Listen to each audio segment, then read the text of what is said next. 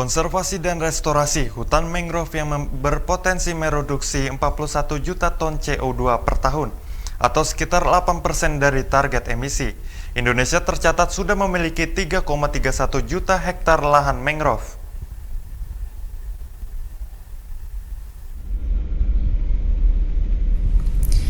Indonesia berkomitmen mereduksi 29% gas rumah kaca per tahun melalui berbagai upaya kebijakan pemerintah. Salah satu upaya yang dilakukan melalui konservasi dan restorasi hutan mangrove yang dapat berkontribusi besar dalam menurunkan emisi gas rumah kaca. Peneliti ekologi mangrove Kementerian LHK Firny Budi Arifanti dalam diskusi daring Rabu 21 Juli menyatakan, konservasi dan restorasi mangrove dapat menekan 41 juta ton karbon dioksida atau CO2 per tahun, yang setara 8% dari target emisi pemerintah.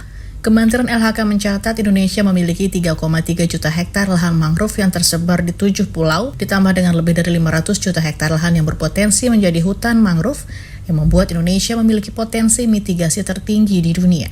Firny menyebut untuk memaksimalkan instruksi Presiden terkait pengelolaan mangrove, Kementerian LHK akan mencegah deforestasi dan degradasi hutan mangrove. Skenarionya ya, kita memodalkan bahwa kita akan mengkonservasi kawasan ekosistem esensial mangrove kita.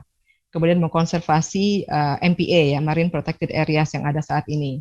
Kemudian kita juga akan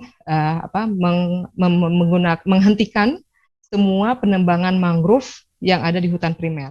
Dalam diskusi yang sama, akademisi dan peneliti utama Center for International Forestry Research (CIFOR), Daniel Murdiarso mengatakan mangrove memiliki peranan besar dalam menjaga ekosistem.